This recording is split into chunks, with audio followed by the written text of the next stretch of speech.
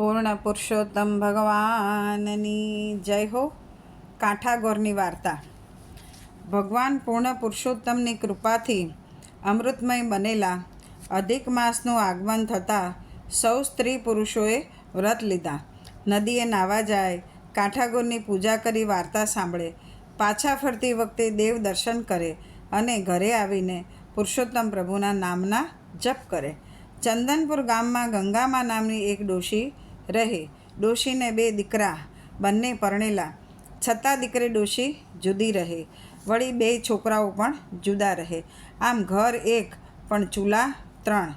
કોઈ પ્રસંગ હોય કે વાર તહેવાર હોય ત્યારે સૌ સાથે મળીને રમે જમે. ડોશી ધર્મ કર્મમાં માનનારી, વ્રત ઉપવાસ કરે, એકટાણા કરે, નિત્ય દેવ દર્શને જાય. અધિક માસ આવ્યો એટલે ગંગામાએ તો વ્રત આદર્યા. સાથે નાની વહુએ પણ વ્રત લીધા.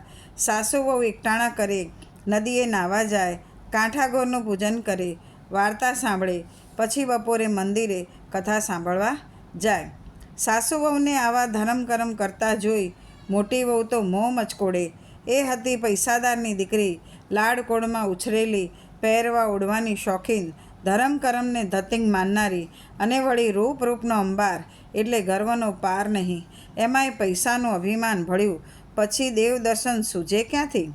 નાની વહુ ગરીબ મા બાપની દીકરી, કળથુથીમાં જ ધર્મના સંસ્કાર મળેલા, વળી જેટલી ભોળી એટલી જ કયાગરી, પારકાના દુઃખે દુઃખી થનારી. રોજ નદીએ નાહવા જાય ત્યારે જેઠાણી યાદ આવે. એને એમ થાય કે જેઠાણી પણ જો આ વ્રત કરે તો એને પણ ફળ મળે. એક દિવસની વાત છે. ભોળી દેરાણી ગઈ અભિમાની જેઠાણીના ઘેર અને ભોળા ભાવે કહેવા લાગી, ભાભી રે ભાભી, પવિત્ર પુરુષોત્તમ માસ ચાલે છે, માટે ચાલો ને અમારી સાથે નદીએ નાવા. ત્યાં કાંઠાગોરનું પૂજન કરશું, અનેક ગણું ફળ આપનાર પૂર્ણ પુરુષોત્તમની વાર્તા સાંભળીશું. એ શોક તાપને હરનાર છે અને સુખ શાંતિ દેનાર છે.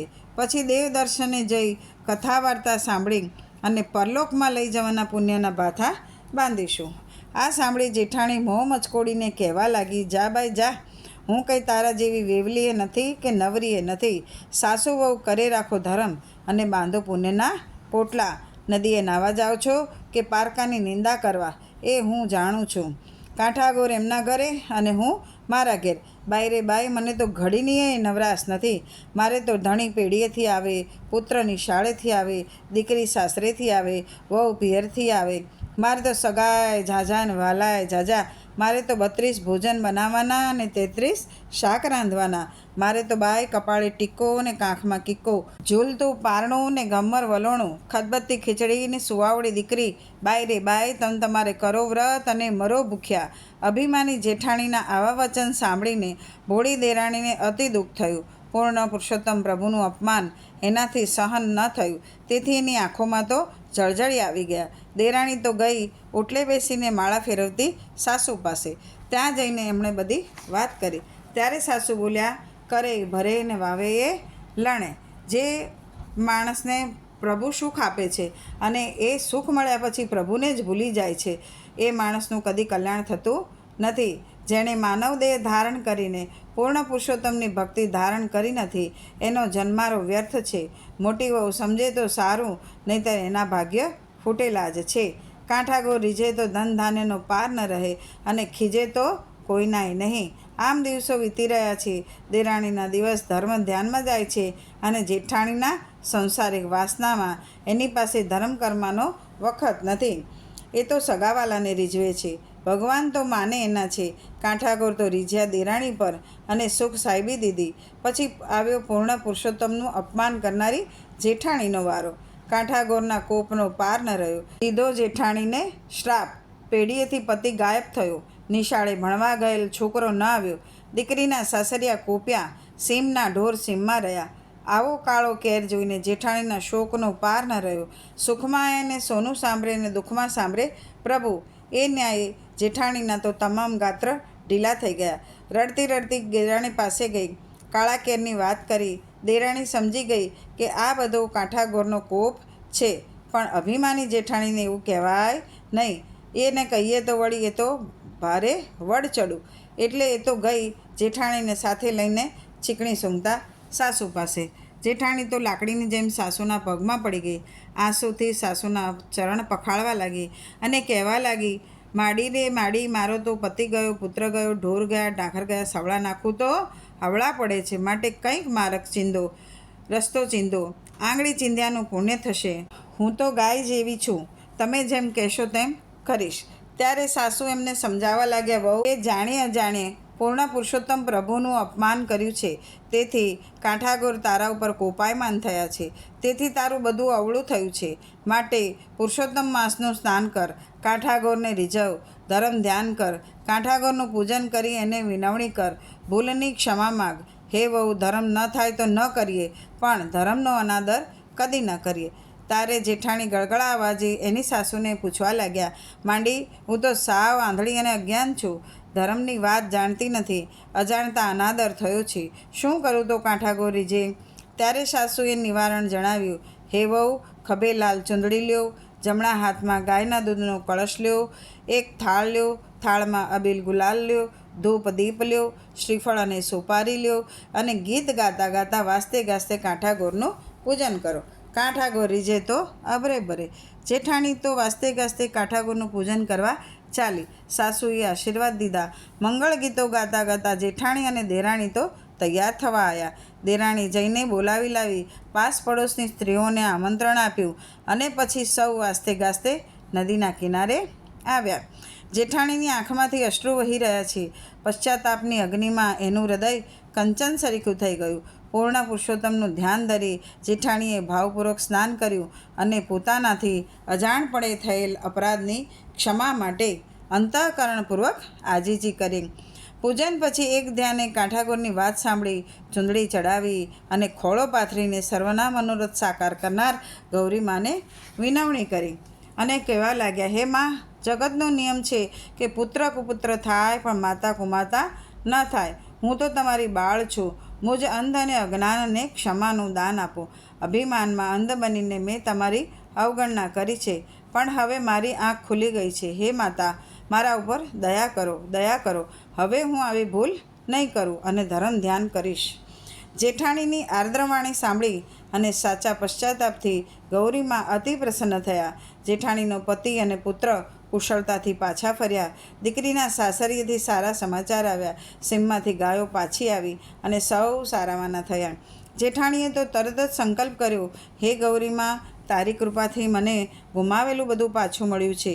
હવે હું પુરુષોત્તમ પ્રભુના જે અધિષ્ઠાતા દેવ છે એવા અધિક માસનો પૂર્ણ શ્રદ્ધાથી વ્રત કરીશ અને વ્રતની પૂર્ણાહુતિના સમયે બ્રહ્મભોજન કરાવીશ, અન્નદાન વસ્ત્રદાન કરીશ, નિંદા કરીશ નહીં, અસત્ય આચરીશ નહીં અને મારા હું પદનો ત્યાગ કરીશ. જેઠાણીના આવા સંકલ્પથી દેરાણીને અપાર આનંદ થયો. મોટી વહુ પણ ધર્મ ધ્યાનમાં વળી, તેથી સાસુને પણ ઘણું સુખ થયું. એ ઘરમાં સુખ સમૃદ્ધિ છલકાવા લાગી. શ્રી પુરુષોત્તમ ભગવાને ત્યાં વાસ કર્યો અને થોડા જ સમયમાં એ ઘરની કીર્તિનો સૂર્ય પ્રખર તેજથી પ્રકાશી ઉઠ્યો. જે કોઈ પૂજે કાંઠાગોરને પાપ તે ના જાય, સુખ સમૃદ્ધિ શાતા મળે, પરલોકે મોક્ષ થાય. હે કાંઠાગોરમાં, તમે જેવા પશ્ચાતાપથી શુદ્ધ બનેલી જેઠાણી, તેની દેરાણી તથા સાસુને ફળ્યા, તેવા સૌ તમારા જે વ્રત કરે શ્રદ્ધાથી એને ફળજો. બોલો પૂર્ણ પુરુષોત્તમ ભગવાનની જય હો. કાંઠાગોરમાંની જય હો. પૂર્ણ પુરુષોત્તમ ભગવાનનો અધ્યાય 28મો, કદ્રીનું સ્વર્ગારોહણ. ધર્મરાજાના આદેશ પ્રમાણે લોભી કદ્રીના પાપી જીવને પ્રેત યોનિમાં જવું પડ્યું. એ યોનિમાં એ ખૂબ સબળ્યો. ત્યારબાદ એ કાલંજર નામના પર્વતમાં ઇન્દ્રકુંડની પાસે મૃગતીર્થમાં વાનર રૂપે જન્મ્યો. આ સાંભળીને મહર્ષિ નારદ પૂછવા લાગ્યા, હે કરુણાનંદન, આવો પાપી જીવ બીજા જન્મે જ આવા પવિત્ર તીર્થમાં કેમ કરીને જન્મ્યો? એ વિશે કૃપા કરીને કહો. ત્યારે નારાયણ પ્રભુ બોલ્યા, મનુષ્ય અવતારમાં કદ્રીથી અજાણતા થોડું પુણ્ય થઈ ગયું હતું. ચિત્રકુંડલ અને તારકા નામના એક અતિ ગરીબ વૈશ્ય દંપતીને એકવાર પાવન પુરુષોત્તમ માસનું વ્રત કરેલું. વ્રતના ઉત્થાપન વખતે બીજા બ્રાહ્મણો સાથે કદ્રીને પણ આમંત્રણ આપેલું. દક્ષિણાની લાલચે મહાલોભી કદ્રી ત્યાં આવેલો અને દક્ષિણા મળી સાથે સાથે અજાણતા પુરુષોત્તમ પ્રભુના પૂજાના દર્શન કરેલા. આ પુણ્યના પ્રભાવે એ ભલે લોભવશ પરંતુ કરેલી સ્તુતિના પુણ્યબળે એનો પવિત્ર મૃગ્યા તીર્થમાં વાનર તરીકે જન્મ થયો. હે દેવર્ષિ, આ વનમાં ફળ ફૂલના ભંડાર ભર્યા હતા. ત્રેતાયુગમાં રાવણનું વધ કરીને સીતાજી સહિત પાછા ફરેલા મર્યાદા પુરુષોત્તમ શ્રીરામે વાનરોને વરદાન આપેલું કે હે વાનરો, તમે મારી ઉત્તમ સેવા બજાવી છે. તેના પ્રભાવે તમે જ્યાં રહેશો ત્યાં ફળ ફૂલના ભંડાર સદા ભર્યા રહેશે. કદરી બ્રાહ્મણ વાનર રૂપે મૃગ્યા તીર્થમાં જન્મ્યો, પણ એના પાપના લીધે એને પિત્તની પીડા થઈ. તેથી એક પણ ફળ ફૂલ ખાઈ ન શકતો. રાત દિવસ એના મુખમાંથી લોહી ને પરુ ટપક્યા કરતું. ભયંકર પીડાથી એ ખાઈ ન શકે. વળી એક જ જગ્યાએ સ્થિર બેસી પણ ન શકતો. એ ઘણો અશક્ત થઈ ગયો હતો. અધૂરામાં પૂરું એકવાર કૂદકો મારવા જતાં એના હાડકાં ભાંગી ગયા. તેથી એ પીડાથી ઉહુકારા કરતો હતો અને એક જ ઠેકાણે પડી રહ્યો હતો. ત્યાં બેઠા બેઠા એણે 1 મહિનો કાઢી નાખ્યો. એના સદભાગ્યે એ પાવન પુરુષોત્તમ માસ હતો. મહિનાના છેલ્લા દિવસે ભયંકર અશક્તિ હોવા છતાં એ વૃક્ષ ઉપર ચડ્યો, પણ આંખે અંધારા આવવાથી એ ઇન્દ્રકુંડમાં પડીને મૃત્યુ પામ્યો. આ રીતે પવિત્ર કુંડમાં સ્નાન તથા આખા પુરુષોત્તમ માસના ઉપવાસના કારણે વિષ્ણુના દૂતો એનો પ્રાણ લેવા માટે આવ્યા અને એને વિમાનમાં બેસાડીને વૈકુંઠ લઈ ગયા. ત્યારે વાનર પૂછવા લાગ્યો, હે દૂતો, મેં એકેય જન્મનું નાનું એવું પણ પુણ્ય કાર્ય કર્યું નથી, છતાં મને આ કયા પુણ્યના પ્રભાવે દિવ્યલોકની પ્રાપ્તિ થાય છે?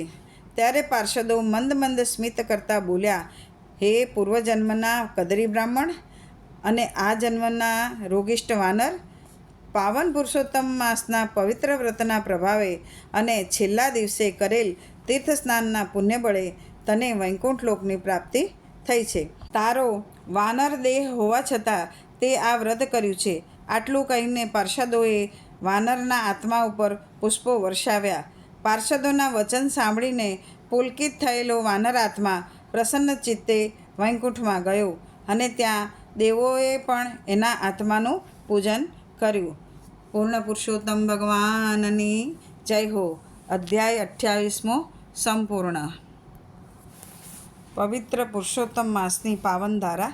ઉત્તમમાં ઉત્તમ દાન. રૂપનગરનો રાજા રૂપસેન ઘણો જ પ્રજાવત્સલ હતો. જેટલો બહાદુર એટલો જ દયાળુ અને ધર્મનિષ્ઠ પણ હતો. રાણી સુનૈના પણ દરેક વ્રત કરતી, દાન ને પુણ્ય કરતી. રાજાના આંગણેથી કોઈ યાચક ખાલી હાથે પાછો ન ફરતો. રાજા રાણી બધી વાતે સુખી હતા. વૈભવની સમૃદ્ધિ હતી. પ્રજા પણ સુખી હતી. લોકો રાજા રાણીની પૂજા કરતા. બધી વાતનું સુખ હોવા છતાં શેર માટીની ખોટ હોવાના લીધે રાજા રાણી ઘણીવાર ઘેરી ચિંતામાં પડી જતા. રાજાને રાજના વારસની ચિંતા હતી. રાણીનો ખોળો ખાલી હતો એ વાતનું ઘણું દુઃખ હતું. પરંતુ પરમાત્મા દયાળુ છે. રાજા રાણીના પુણ્ય પ્રભાવે કરીને રાજા રાણી પાછલી ઉંમરે રાણીને એક પુત્રનો જન્મ થયો. રાજા રાણી તો હર્ષ ઘેલા થઈ ગયા અને ગળગળા અવાજે પ્રભુને લાખ લાખ ધન્યવાદ આપવા લાગ્યા. કુંવર તો લાડકોડથી મોટો થવા લાગ્યો. પાણી માંગે ત્યાં દૂધ હાજર થાય. રાજા રાણી પળ માટે કુંવરને આંખથી અળગો ન થવા દે. એમ કરતાં કુંવર 9 માસનો થયો. એક દિવસ કુંવર માંદો પડ્યો. માંદગીમાં એવો ઘેરાઈ ગયો કે પથારીવશ થઈ ગયો. રાજા રાણી તો ચિંતામાં ડૂબી ગયા. રાજવૈદ્યે દવા કરવા માંડી, પણ રોગ પકડાતો ન હતો. કોઈ કારી ફાવતી ન હતી. રાજાએ તો પરદેશથી વૈદ્ય તેડાવ્યા, ભૂવા ભરાડીને બોલાવ્યા, દોરા ધાગા કરાવ્યા, પીર ફકીરને બોલાવીને તાવીજ પણ કરાવ્યા, પણ કુંવરની માંદગી તો વધતી જ ગઈ. કુંવર મૃત્યુ પથારી પર પડ્યો. તેથી રાજા રાણીની તો નિંદર ઉડી ગઈ. રાંધ્યા ધાન રઝળ્યા પડ્યા. ધાનના કોળિયા ગળેથી ન ઉતરતા હતા. રાણી તો રાત દિવસ કુંવરની પથારી પાસે બેસી રહેતી. એની આંખમાં આંસુ સુકાતા ન હતા.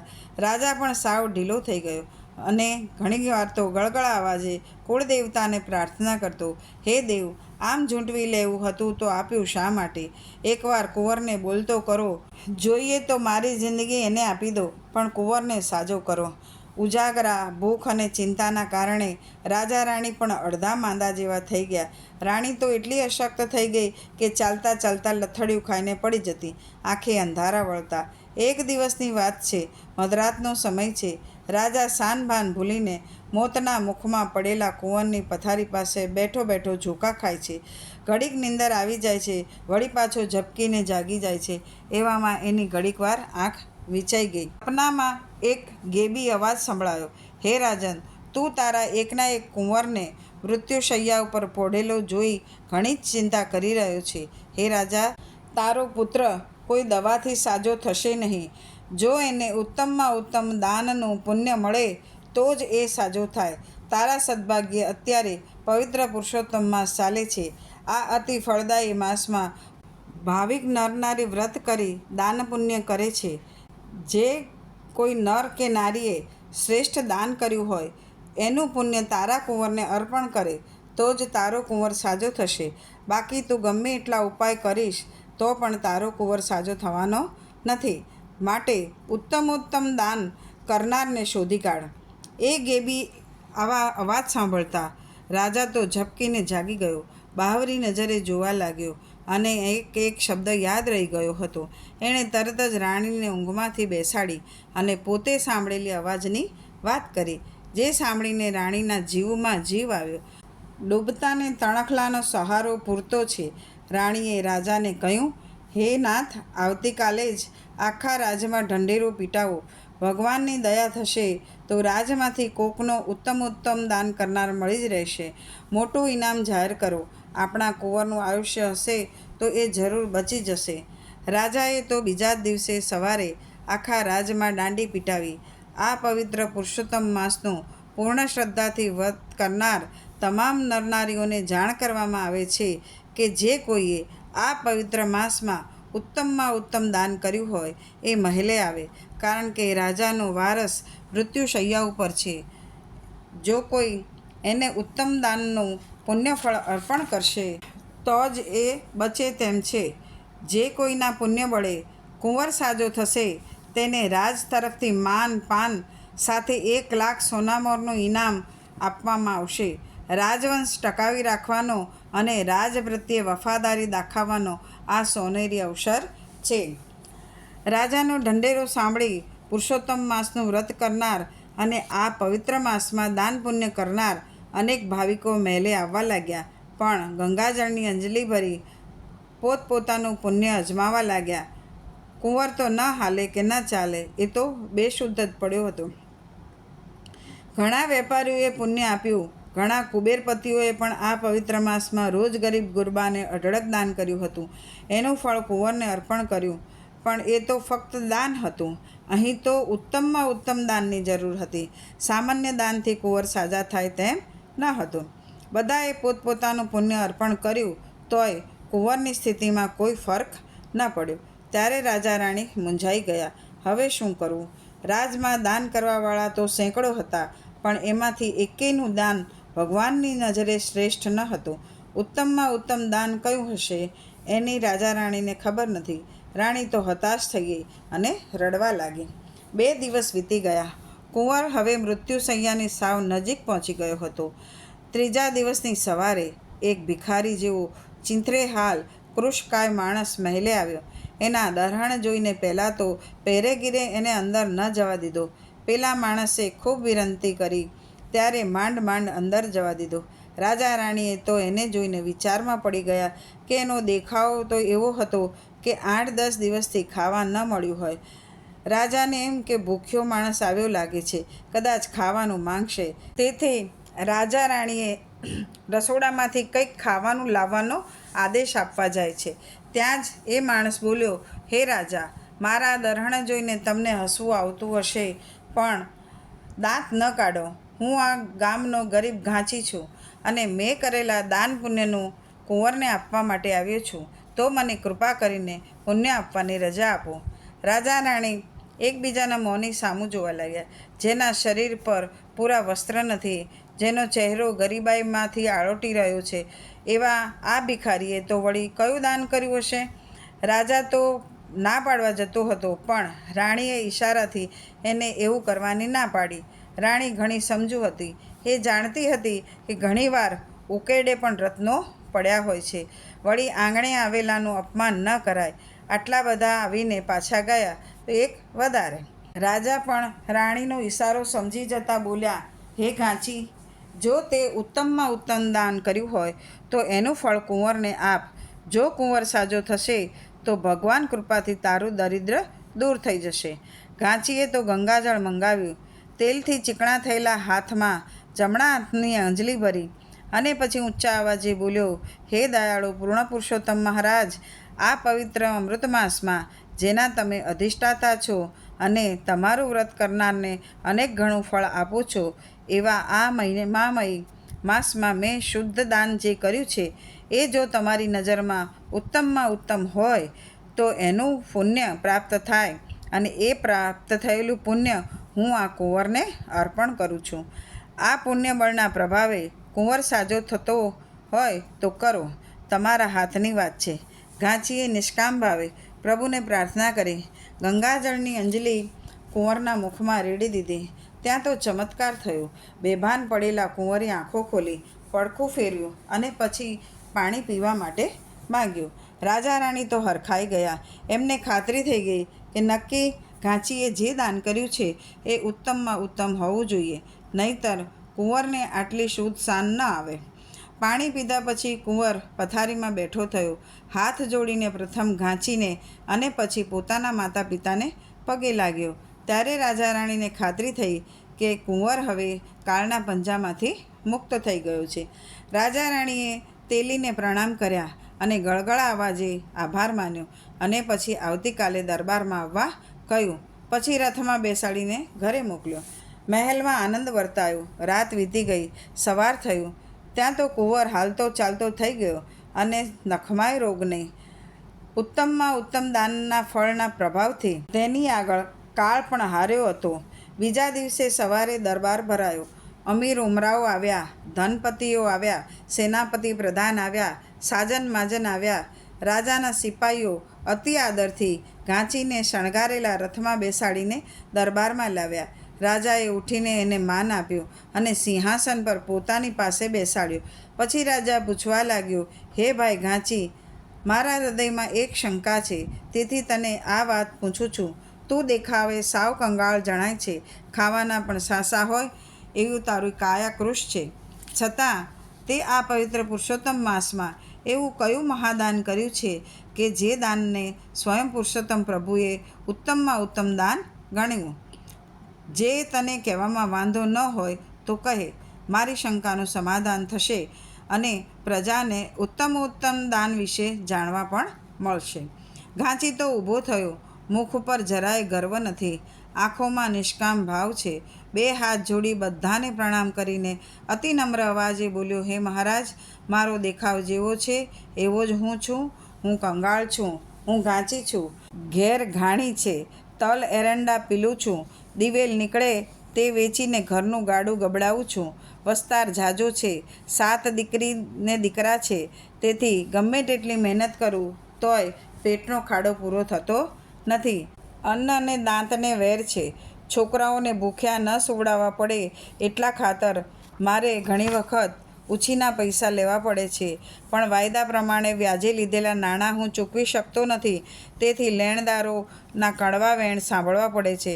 લેણાનો ઘણો લાડકો એ કહેવતને સમજી અને હું માથું નીચું રાખી અને બધું સાંભળી લઉં છું. વધુ થોડા દિવસોનો વાયદો કરી ધંધામાં ધ્યાન આપું છું. આ વર્ષે પવિત્ર પુરુષોત્તમ માસ આવ્યો છે, તેથી મેં અને મારી પત્નીએ વિચાર કર્યો કે પેટ માટે વેઠ તો ખૂબ કરી, હવે થોડું ધર્મ ધ્યાન કરીએ. આખો મહિનો નદીએ નાહીને એકટાણા કરીએ. બંને વ્રત કરવાનો સંકલ્પ કર્યો, પણ એક મુશ્કેલી આવી. મોટી મૂંઝવણ ઊભી થઈ. વ્રતની વિધિમાં એવી વાત આવી કે વ્રત કરનારે યથાશક્તિ દાન પુણ્ય કરવા પડે, બ્રહ્મભોજન કરાવવું પડે, અને અમારાથી આ થાય તેમ ન હતું, કારણ કે લોટ લાવવાનાય ફદિયા ન હતા, તો દાન ક્યાંથી કરવું? ખૂબ વિચાર કર્યા પછી મને એક રસ્તો સૂઝ્યો. મેં પત્નીને કહ્યું, દાન દક્ષિણા આપવાની તો જાણે આપણી તાકાત નથી, પણ જો આપણે કંઈક સત્કર્મ કરીએ તો દાનનું ફળ મળે. એમ કરીએ આ આખો મહિનો આપણે બળદને ઘાણીએ ન જોડીએ, એના ઉપર એટલી દયા રાખીએ એટલે એ દાન જ કર્યું ગણાય. ત્યારે મારી પત્ની કહેવા લાગી, બળદને ઘાણીએ ન બેસાડીએ તો એ વાત તો ઠીક છે, એને બેઠા બેઠા આખો મહિનો ઘાસ ખવડાવીએ એ પણ ઠીક છે, પણ જો ઘાણી બંધ રહે તો છોકરા શું ખાશે અને લેણદારોને શું આપશો? ઘાણી બંધ હોય તો તેલ નહીં નીકળે તો તમે વેચશો શું? ત્યારે મેં કહ્યું, એનોય રસ્તો મારી પાસે છે. એક ઘડી ઘાણીએ હું જોડાઈશ, એક ઘડી તું જોડાજે. વારાફરતી બંને ઘાણીએ જૂથશો અને આ એક મહિનો એક ઘડી વધારે મહેનત કરીએ તો એના 2 તાંબિયા આવે. આપણે રોજ એ 2 તાંબિયાનું દાન કરીશું. બસ પછી તો વ્રતનું ફળ મળશે જ. મારી પત્નીને ગળે આ વાત ઉતરી ગઈ એટલે અમે બંનેએ હાથમાં જળ લઈને વ્રતનો સંકલ્પ કર્યો. રોજ સવારે નદીએ જઈ સ્નાન કરીએ, કાઠાગોરની વાર્તા સાંભળીએ, પછી વારાફરતી ઘાણીએ જૂતીએ. રોજ એક ઘડી વધારે મહેનત કરીએ, તેના 2 તાંબિયા વધારે આવે. એ 2 તાંબિયા અમે કથાની પોથી ઉપર મૂકીએ.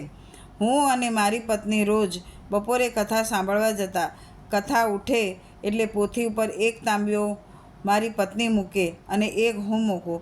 જ્યારે વ્રત પૂરું થયું ત્યારે અમારા પરસેવાના પૈસામાંથી 1 બ્રાહ્મણને જમાડ્યો અને વ્રતનું ઉજવણું કર્યું.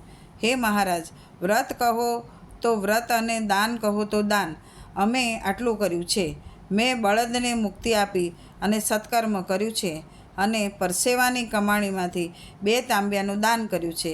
એને ઉત્તમ દાન કહી શકાય કે કેમ એ તો હું જાણતો ન હતો, પણ મેં એનું પુણ્ય કુંવરને અર્પણ કર્યું અને કુંવર સાજા થયા. તેથી મને લાગે છે કે મેં જે દાન કર્યું છે એ ભગવાનની નજરમાં ઉત્તમમાં ઉત્તમ દાન હશે. ઘાંચી આગળ કશું બોલે ત્યાં તો આકાશવાણી સંભળાઈ, હે ભક્ત, તે જે દાન કર્યું છે એ જ ઉત્તમમાં ઉત્તમ દાન છે. આકાશવાણી સાંભળીને બધા ચકિત થઈ ગયા અને ઘાંચીની ભક્તિના વખાણ કરવા લાગ્યા. રાજાએ એને 1 લાખ સોનામોર આપી, ઘાંચણને રેશમી વસ્ત્રોની જોડ આપી, પોતાની બહેન બનાવી. હે ભાવિકો, તમે હજારો લાખોનું દાન કરો, સુવર્ણ કે હીરા મોતીનું દાન કરો, પણ જો એમાં હૃદયની શુદ્ધતા નહીં હોય તો એ ધન જો તમારા પરસેવાનું નહીં હોય તો એ કદી ઉત્તમ દાન સ્થાન પામશે નહીં. તમારા પરસેવાની કમાણીમાંથી રાતીપાઈનું પણ દાન કરશો તો પ્રભુ રાજી થશે. ઘાંચણ મૃત્યુલોક ઉપર ગર્વથી સુખ ભોગવી અંતકાળે સદેહ વૈકુંઠ પામ્યા. હે પૂર્ણ પુરુષોત્તમ પ્રભુ, જે અંતકરણના શુદ્ધ ભાવથી પરસેવાની કમાણીના પૈસાનું દાન કરે છે, તમારું વ્રત કરે છે, આખો મહિનો નાય છે, કથા વાર્તા સાંભળે છે અને તેના ઉપર તમે પ્રસન્ન થાજો અને તેઓનું કલ્યાણ કરજો. બોલો પૂર્ણ પુરુષોત્તમ ભગવાનની જય હો, કાઠાગોર માની જય હો, લક્ષ્મીનારાયણ ભગવાનની જય હો, દ્વારિકાધીશ કી જય હો. ઓમ નમઃ પાર્વતી પતે, હર હર મહાદેવ હર. જય જય શ્રી રાધે.